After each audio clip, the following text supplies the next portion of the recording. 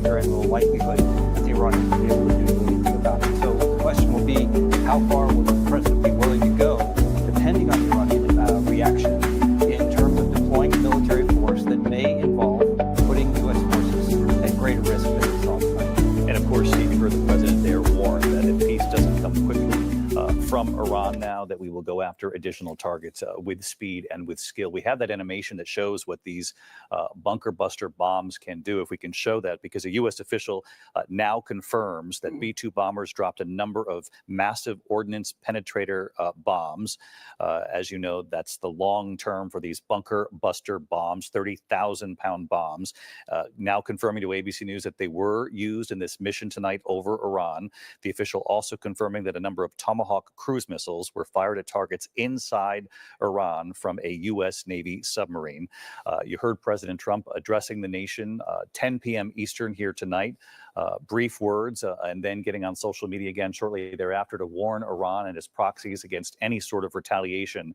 But at first word tonight, which came shortly before 8 o'clock p.m. Eastern time, the president saying we have completed our very successful attack on 3 nuclear sites in Iran, including Fordo, Natanz, and Esfahan.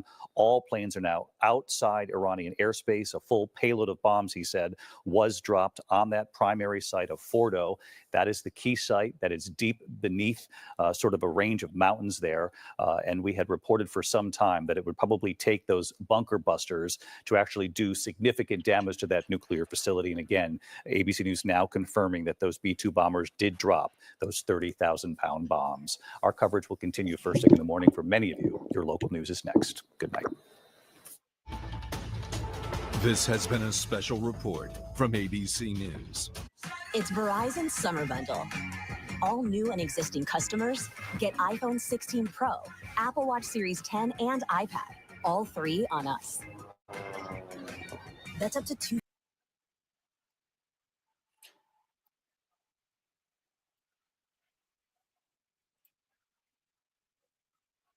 Intercepting Israeli missiles, or Iranian missiles heading for Israel, excuse me, but we don't know how many. We don't know how successful the U.S. was in their efforts. And so there's a lot that the Pentagon will be asked about because they haven't briefed since Israel and Iran went to war a week and a half ago now. Now, they haven't only just not briefed since then. From what I understand, there's only been, because we would air it in its entirety here on Live Now, there's only been one full Pentagon press briefing in the briefing room since President Trump took office a second time in January. Do I have that right? That is correct. So the first briefing was right after the Houthi bombing campaign began a couple months ago. And so that was with the head of, or the chief spokesman of the Pentagon, Sean Parnell. Secretary Hegseth has not been in the Pentagon briefing room to take questions from reporters, so this will actually be our first time getting the opportunity to ask him some questions. Okay, I just wanted to note that point because obviously we get near daily White House press briefings, we get near daily State Department briefings. The Pentagon is, somewhat different, and you correct me if I'm wrong here. You cover the Pentagon each and every day. That is unusual and unorthodox, compared with previous presidential administrations, right? It is. The current administration has taken a very different tact as it relates to how it tries to relay information to the American people. Okay, Mike, always glad to have you on. I know it's late there in Washington, and I'm sure we'll be speaking in the next couple of days. Thanks so much, Mike. Thank you. Okay, in the meantime here, we are approaching a new hour. It's almost 8 o'clock here on the West Coast, almost 11 p.m. there in Washington. And so at the top of the hour, we're going to take the opportunity to let you listen to the very brief statement President Trump made there in the White House. Standing behind him, of course, was the Vice President, the Secretary of State, and also the Secretary of Defense. After that, in addition, we also have a video message from the Israeli Prime Minister Benjamin Netanyahu thanking the Trump administration. We're also getting more and more reaction from world leaders as well on social media, including from the UN Secretary General Antonio Guterres. We'll have that for you.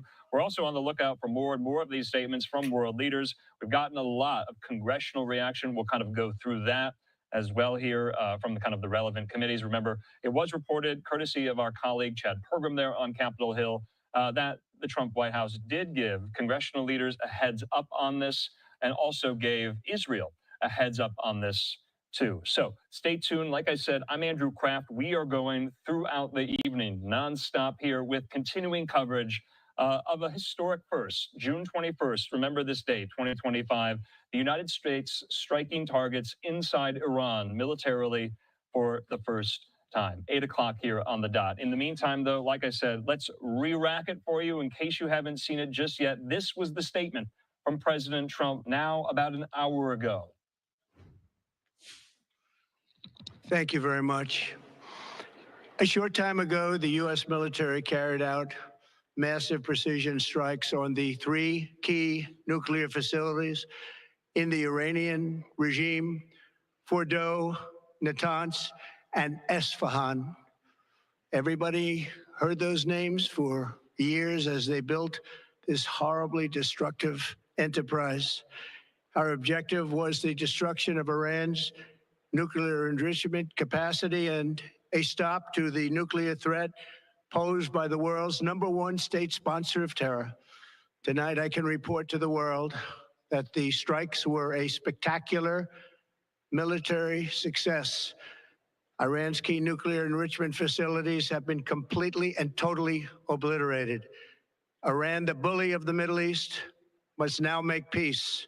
If they do not, future attacks will be far greater and a lot easier. For 40 years, Iran has been saying death to America, death to Israel. They have been killing our people, blowing off their arms, blowing off their legs with roadside bombs. That was their specialty. We lost over 1,000 people, and hundreds of thousands throughout the Middle East and around the world have died as a direct result of their hate. In particular, so many were killed by their general, Qasem Soleimani. I decided a long time ago that I would not let this happen. It will not continue. I want to thank and congratulate Prime Minister Bibi Netanyahu. We worked as a team like perhaps no team has ever worked before. And we've gone a long way to erasing this horrible threat to Israel. I want to thank the Israeli military for the wonderful job they've done. And most importantly, I want to congratulate the great American patriots who flew those magnificent machines tonight, and all of the United States military on an operation the likes of which the world has not seen in many, many decades. Hopefully, we will no longer need their services in this capacity. I hope that's so. I also want to congratulate the chairman of the Joint Chiefs of Staff, General Dan Raisin-Kane, spectacular general, and all of the brilliant military minds involved in this attack. With all of that being said, this cannot continue. There will be either peace or there will be tragedy for Iran far greater than we have witnessed over the last 8 days. Remember, there are many targets left. Tonight's was the most difficult of them all, by far, and perhaps the most lethal. But if peace does not come quickly, we will go after those other targets with precision, speed, and skill. Most of them can be taken out in a matter of minutes. There's no military in the world that could have done what we did tonight, not even close. There has never been a military that could do what took place just a little while ago. Tomorrow, General Kane, Secretary of Defense, Pete Hegseth will have a press conference at 8 a.m. at the Pentagon. And I want to just thank everybody, and in particular, God. I want to just say, we love you, God, and we love our great military. Protect them. God bless the Middle East. God bless Israel, and God bless America. Thank you very much. Thank you. All right, that was the brief message there from President Trump at the White House now about an hour ago, in case you might have missed it there live. In the meantime, Israeli Prime Minister Benjamin Netanyahu thanking the president for these actions just tonight. He put this video message online. Let's watch. Congratulations, President Trump. Your bold decision to target Iran's nuclear facilities with the awesome and righteous might of the United States will change history. In Operation Rising Lion, Israel has done truly amazing things. But in tonight's action against Iran's nuclear facilities, America has been truly unsurpassed. It has done what no other country on earth could do. History will record that President Trump acted to deny the world's most dangerous regime the world's most dangerous weapons. His leadership today has created a pivot of history that can help lead the Middle East and beyond to a future of prosperity and peace. President Trump and I often say, peace through strength. First comes strength, then comes peace. And tonight, President Trump and the United States acted with a lot of strength. President Trump, I thank you. The people of Israel thank you. The forces of civilization thank you. God bless America. God bless Israel. And may God bless our unshakable alliance, our unbreakable faith. Okay, there, Bibi Netanyahu with that message. We're also garnering reaction as well from many world leaders, including there at the United Nations, the Secretary General Antonio Guterres, with this message. He says this: I'm gravely alarmed by the use of force by the United States against Iran today, saying this is a dangerous escalation in a region already on the edge and a direct threat to international peace and security. There is a growing risk that this conflict could rapidly get out of control with catastrophic consequences for civilians, the region, and the world. He says, I call on member states to de-escalate and to uphold their obligations under the UN Charter and other rules of international law. At this perilous hour, it is critical to avoid a spiral of chaos. There is no military solution. The only path forward is diplomacy. The only hope is peace. Coming there, the message from the United Nations. So I would imagine that come next week, the UN Security Council will convene, maybe on an emergency basis, to discuss this. It was a key focal point of our coverage on Friday. You heard from the Israeli ambassador. You heard from the Iranian ambassador there at the Security Council. In the meantime, speaking of New York City, remember, we're garnering reaction as well from local and state elected leaders here stateside. We're hearing from the NYPD. Take a look at this. They say this, that we're tracking the situation unfolding in Iran. Out of an abundance of caution, we're deploying additional resources to religious, cultural, and diplomatic sites across New York City and coordinating with our federal partners. We'll continue to monitor for any potential impact to New York City. Also, live picture there in Los Angeles, over the airport there at LAX. We are hearing from California Governor Gavin Newsom. Take a look at this. He says, following the president's action in Iran, California's State Threat Assessment Center is actively monitoring for any potential impacts in California. He says, while there are no specific or credible counter threats we are aware of at this time, we urge everyone to stay vigilant and to report anything they may see. So the message coming from California Governor Gavin Newsom, kind of a coast-to-coast reaction there. In the meantime, though, we do want to continue with so many of our experts, analysts, reporters who really cover this each and every day. It's their job, the Middle East, including my friend now there, political scientist at UCLA, Benjamin Rad. He joins me. Benjamin, good to see you here. You and I were speaking, I believe, on Friday. And now here we are. Your initial reaction, how momentous of an occasion is this, not just for the United States, not just for kind of the Middle East? Is this a watershed moment? Would you characterize it as thus? Absolutely. I mean, I'm still trying to catch my breath of the events of the last few hours. Iran, the Islamic Republic of Iran, since 1979, when it was conceived, has been a foil in the foreign policy objectives and in the stability of the Middle East for the United States and for other regional allies and global allies for a very long time now. And this is a monumental shift in what that dynamic is going to look like. If the United States is able to effectively dismantle or cripple Iran's nuclear enrichment capability, it sends in a very, very powerful message, and it undermines Iran's ability not only to threaten allies and others in the region, but to project that power beyond its borders through its proxy groups. The message has been sent loud and clear. And the question now is sort of not just whether these installations have been sufficiently set back, but whether or not Iran's own system of government is facing a crisis as it decides how it's going to respond. And it is not, and it does not have any good options in front of it. So that's the other element here. Not only do we have the nuclear component, which is huge, and it's been a problem since the 1990s, but now we also have a crisis of survival, of legitimacy of Iran's theocratic system. So a lot of those questions, I would argue, maybe you agree with me, right now are extremely unanswerable. I'm going to ask them anyway because we're still so early into this. So that is the question now. What does Iran's nuclear program look like at this stage? Israel kind of set the preemptive stage for it, the entree to the strikes at so many of the nuclear facilities. And the United States kind of came up from the rear and helped them take out really the three crown jewels of the program itself, Fordo, Natanz, Isfahan here. So what is left? Will we know? How will we know? Will the IAEA tell us that Iran no longer has the capability to enrich?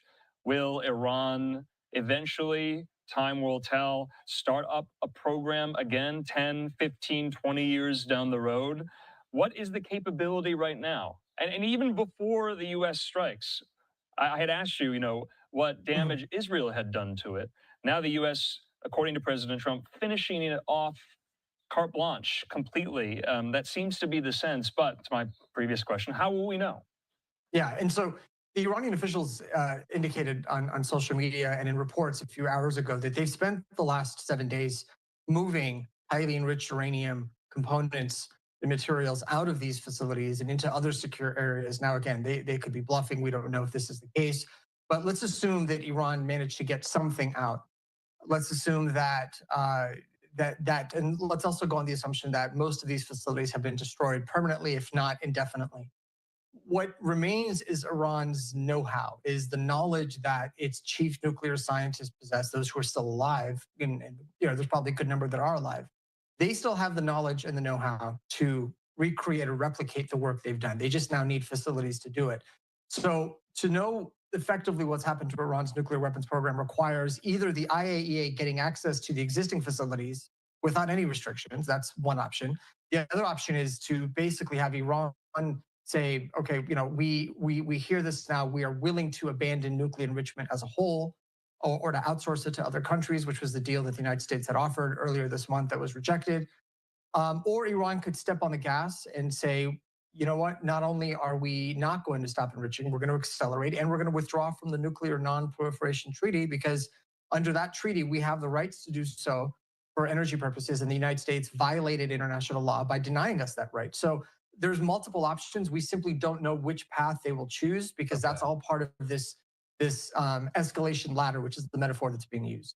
Let's put up the map again here. Jennifer Griffin has, I think, some really great reporting. It's kind of niche. It gets into the weeds, and you can help us kind of elucidate it. She says, I'm told by experts that the underground tunnel at Isfahan is a much harder target than Fordow, and it's not clear whether the Tomahawks were able to destroy it. A source says to her, there's no way they got in that tunnel. It's deeper than the calm and harder rock, according to a well-placed. She reports IAEA inspectors reported multiple times it was used for storage of UF6.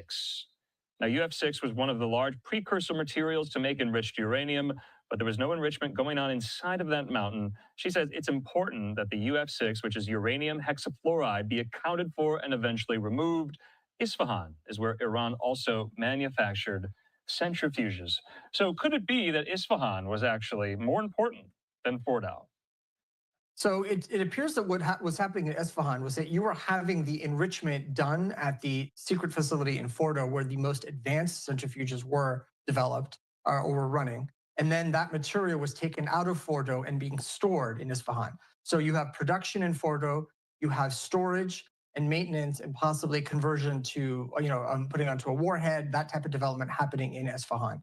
So two different facilities doing two different things. Now, whether or not you can destroy Isfahan, one can with the proper munitions, basically cripple access to it. So maybe the facility still stands, maybe the tunnels, maybe bunkers, maybe a huge size, depots, maybe halls, whatever facilities are still intact, but access to them, which requires, a tunnel entrance above ground, those can be crippled. Those can be eliminated or denied or compromised. You can reaccess them, you can rebuild them, but there'll be satellites watching all of this happen to see if there's any more activity there. So again, we don't know for certain until we have either visual satellite intelligence or on the ground human intelligence verifying one way or the other. This is all speculation.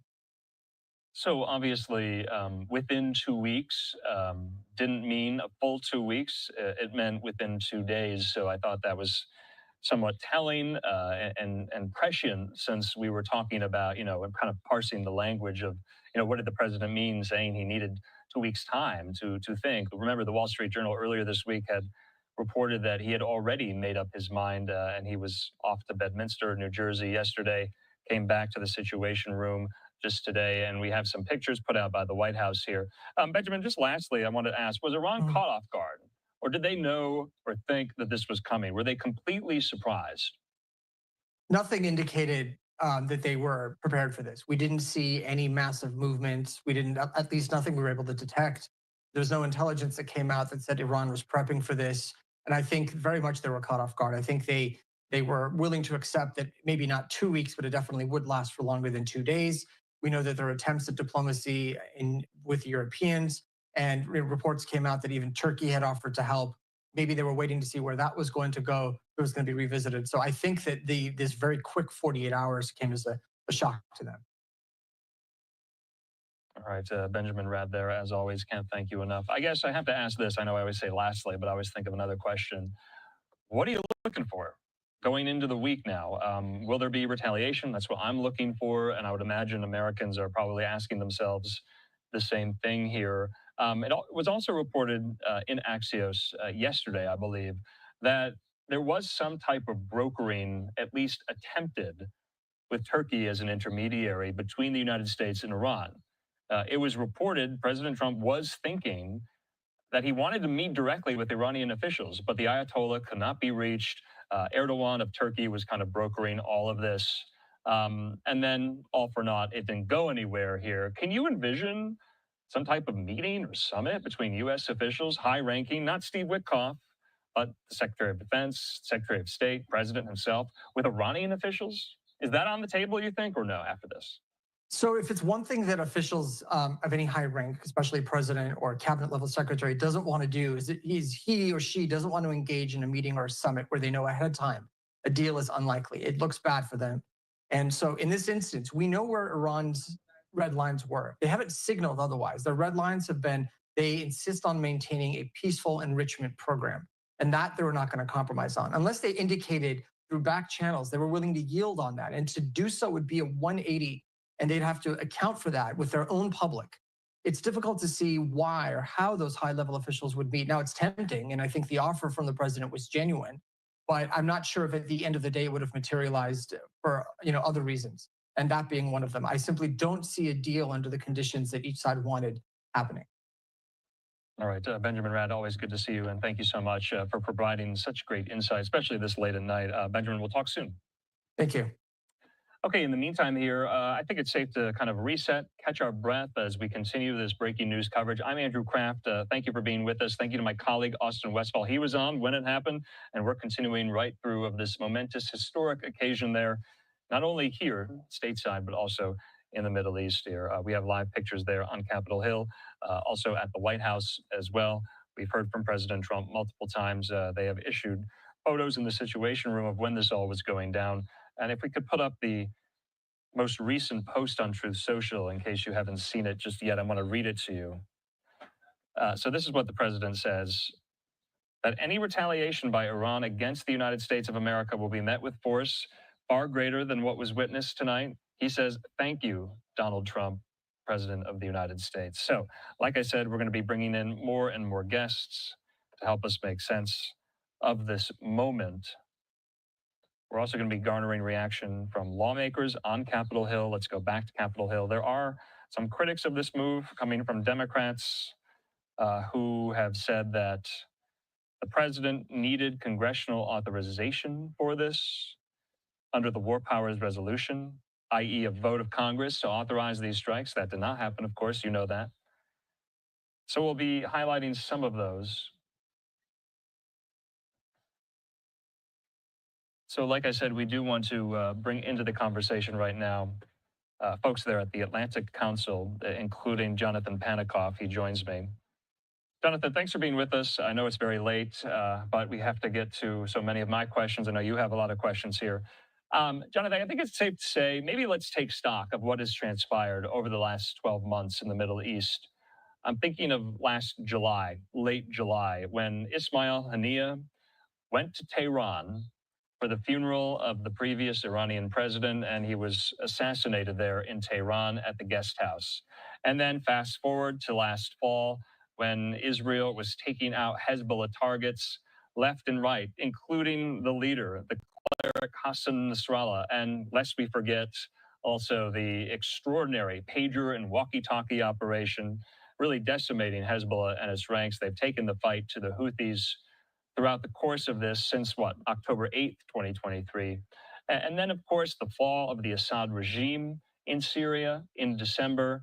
And then in the middle of all of that, you had Iran strike Israel twice. That had never happened before. And now we have something that has never happened before either. The United States striking targets kinetically, militarily inside of Iran. It's dizzying when you put it all together, when you stack it all up. I've probably left so much out. But it's safe to say the Middle East has transformed in all of that time, and especially tonight. Would you agree, Jonathan?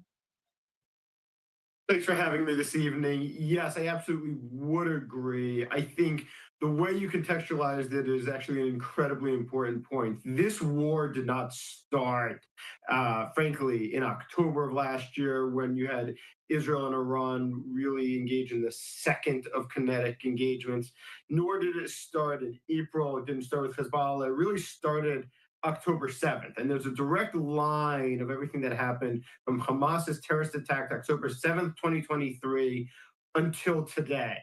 I think sometimes it's not quite clear where these things are going to go. And I think what you're going to see is, frankly, we don't know right now how the Middle East is going to be changed, but it's going to be changed. It's going to depend on Iran's response here. One pathway is a relatively small response, a narrow response that Iran gets to stand up and say, look, it responded. It can respond to hardliners and those supporting the regime saying we stood up for Iran, stood against the U.S., but intending not to really do significant harm or damage. And maybe all of this now ends without an Iranian nuclear program that opens up great opportunities in the region.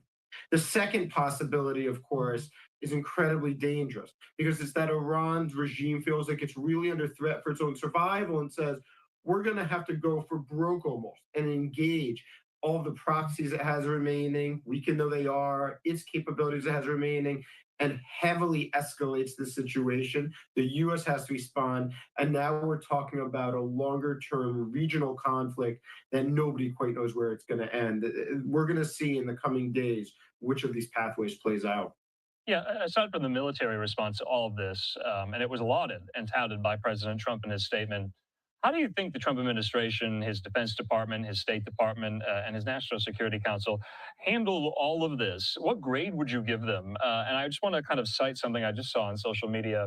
Brett McGurk, if our viewers don't know who that is, former Middle East special envoy in both the Obama and Biden administrations, he said this, that if anyone tells you they know where this is going, they don't know what they're talking about.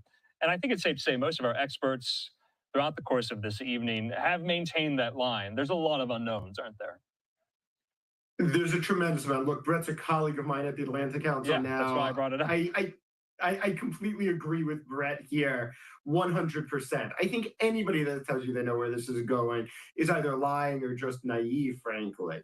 The reality is there's multiple pathways that this could go. Iran really has two big choices to make about how it's going to respond in the short term, and then whether or not it's going to try again for some reason to get a nuclear weapon and a nuclear program going.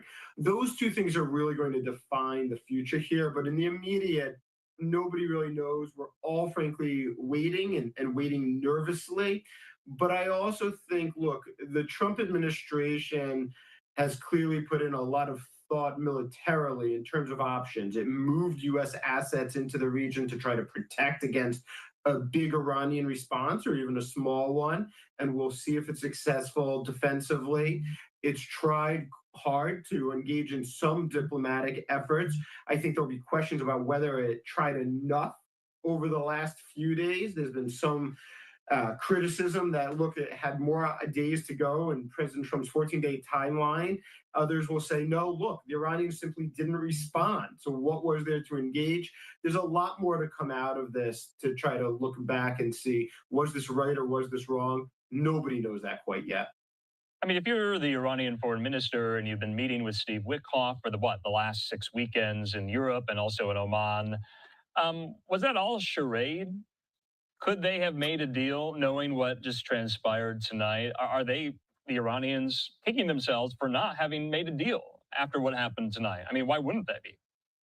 I think there's a mix. Iran is not monolithic in its thinking. You do have a number of folks, including Arachi, the Iranian foreign minister, who was the prime interlocutor with Steve Witkoff, who I think, yes, probably would have preferred to have made a deal and wish that they could have gotten one sooner. I think at the same time, you probably have hardliners who are skeptical and not particularly ever interested in making a deal in Iran. I think it's a mix, but certainly tonight, I think the question is going to be, is there really room for diplomacy, as the president had put back on the table? And it won't be diplomacy over a nuclear program as much as it will be diplomacy to end the war as it stands now and to move forward into, frankly, a very changed region. I mean, clearly, these regimes, they're described by many as rogue regimes like Iran is. They don't go down without a fight, especially when it's a burgeoning nuclear weapons program that they want to hold at all costs. So is it naive to think that they will ever give it up? Well, I think the question is going to be, what is there to give up? In other words, if the U.S. was successful in destroying Fordo, in destroying Natanz, and destroying what remained of Esfahan, the latter two really started by Israeli destruction about a little over a week ago, then it in some ways ironically makes it a little easier for Iran to negotiate because there isn't anything to frankly give up anymore. You can talk about a right to enrichment either way. But if you've now been set back, that you don't have the centrifuges available, if you're not spinning in the Cascades, then it in some ways makes it easier. I think you're always going to have some level of hardliners who say, we want to rebuild. This is fundamental to our identity. We've gone on saying for years, this is critical. We're going to have to kind of wait and see, I think, ultimately what the totality of the result was from the strikes. But it's going to have a big impact, therefore, on what diplomatic course of action is actually possible. All right, we have the map up here. We also, I think, just got this live picture as the sun now up on a Sunday morning there in Jerusalem. You can see there the Dome of the Rock in the distance. If you could, what is the, I guess, overall global reaction going to be to this? Let's take the U.S. and Israel and Iran out of it for now. What's Europe going to say? What's Saudi Arabia going to say? What's China going to say? What's Russia going to say? I just read out what the UN is saying. They are condemning this, Guterres, the Secretary General. What about all of them, Jonathan? I think it's going to be mixed. Look, I don't think you're going to get anybody that publicly meaningfully endorses it. I think German Chancellor Merz was probably closest in terms of supporting Israel in comments that he made a couple of days ago regarding how the Iranian nuclear program has been an existential threat to Israel. I expect the European allies, the E3, France, Germany, and the UK, to be quite tempered in their responses. But I also think that there's a slight difference. Certainly, you're going to get public condemnation, for instance, from many of the Gulf states who are terrified that the retaliation is going to come against them. But I think privately, the messaging is going to be a little bit different. You're probably going to get a number of the Gulf states, the Emiratis, for instance, probably the Saudis, who are quite happy about the fact that the U.S. has taken out Iran's nuclear program. You're going to get some in Europe who believe, look, this was actually the right thing to do. And I think it sends a different message as well to a number of Asian allies who have been questioning, look, in the event of China's move on Taiwan, in the event of real hostilities, will the U.S. be there and be supportive? And this might give them some belief that, oh, actually, look, the U.S. isn't just retreating from the world when really there's a challenge, when there's real concern over something existential. The U.S. will support its greatest allies. For Russia, it has to be a huge concern because it's just another ally in the region that they've now really seen diminished. We've seen them really take a loss in terms of Syria, the investment they've made. Iran has been a big ally. And for China, the real concern is the Strait of Hormuz. Does it remain open so that oil can continue to ship? If it closes, then the Chinese are going to be privately just as upset as I'm sure they are publicly right now. Okay, let's talk about the Strait of Hormuz. I don't know if you can see it in this map. You can, yeah, you can see it in the map. Does Iran have a unilateral power to shut that strait off to shipping? And if they do, could that be an arrow in their retaliatory quiver? So I think it is an arrow. They can shut it off. They can blockade it. The question is for how long? In other words, you have about a fifth of all global oil goes through the straits, about a quarter of LNG, of liquefied natural gas, goes through the straits. That's going to have an impact on the entirety of the world. And the Iranians will face, obviously, significant pressure to reopen it. And the question is, look, will you see kinetic strikes be taken by the US or by allies to force it to be reopened? I also think it's a challenge for Iran because if Iran closes it, then it's going to be impacting actually one of the few, I won't say friends, but one of the few allies it has in China. China's incredibly, I won't say dependent, but significantly uses what is illicit black market Iranian oil and needs it for their own economic growth, their own economic viability. And so if you close it, you're going to see prices skyrocket around the world on both oil and natural gas. And so it's a bit of a double-edged sword for the Iranians. They can do it, but it comes with risks themselves for them doing it, especially over a medium or long-term period. And Jonathan, just lastly, I like to take the 30,000-foot view sometimes for the last question here. Was this all inevitable, kind of the arc of history going toward this tonight, that the U.S. would eventually and inevitably have to do this? Elections obviously have consequences. President Trump was ushered back into the White House last November. And now he has said all along, he said on the campaign trail, Iran can never obtain a nuclear weapon. He had the door open for 60 days for diplomacy, and then that door was shut, and he decided ultimately to take military action here. Let's go all the way back to the Obama administration, the JCPOA. Trump, first term, he pulls out of that. That was the Iran nuclear deal at the time. I've been asking some guests, you know, hindsight is 2020. If we were still in that deal right now, would we be here tonight? Look, I don't think it was inevitable that we got here through any part of this. Okay. Leaders make decisions. And the idea that somehow it's just a system that's running it, I think both President Trump and even President Obama have very much that that's not true by the decisions that they themselves make that can change the arc of history.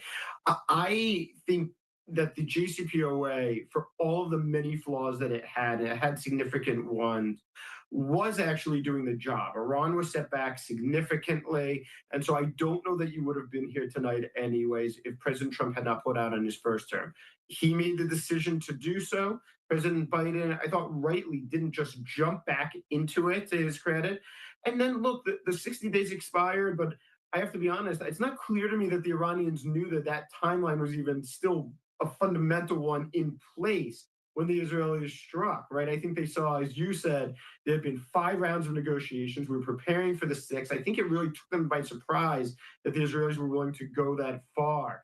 And so I think, again, history is dependent on the decisions leaders make. We saw another one tonight. Where it ultimately leads, I think, is yet to be written.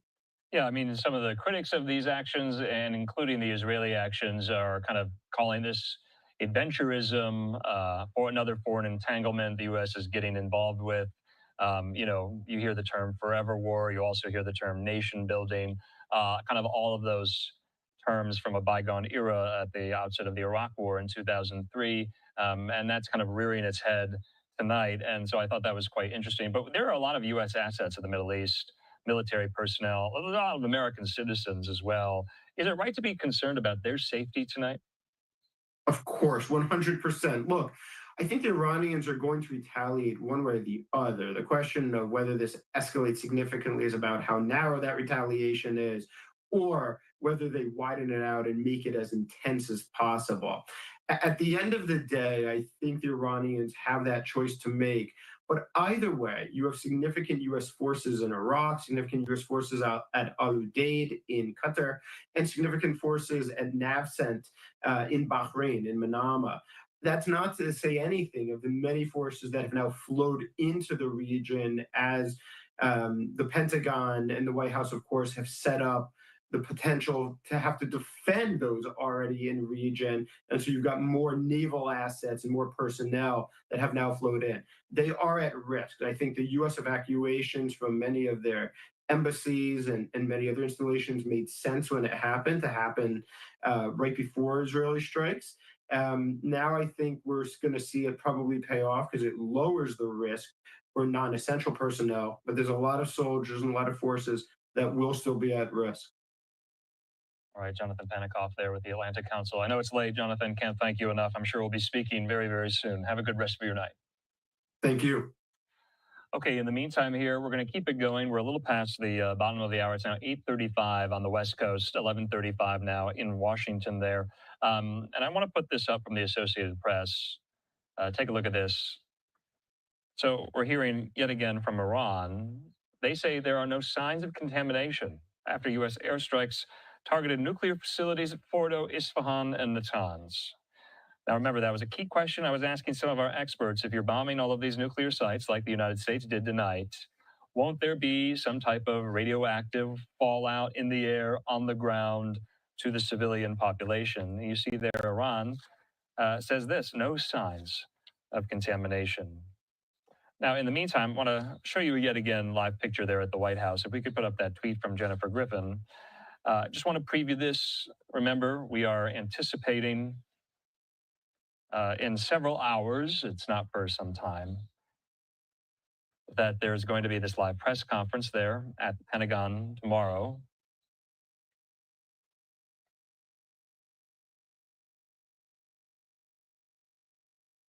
All right, Jennifer Griffin saying Defense Secretary Pete Hegseth and General Dan Kane, he's the chairman of the Joint Chiefs, will hold a press briefing at the Pentagon tomorrow, 8 a.m. Eastern Time. So, of course, we will be showing you that live in its entirety there at the Pentagon in the briefing room, and I would imagine that many of you will be watching.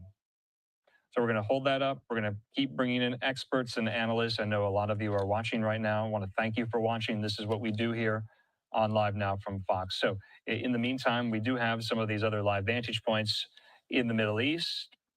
They're in Jerusalem, yet another one in Jerusalem as well here.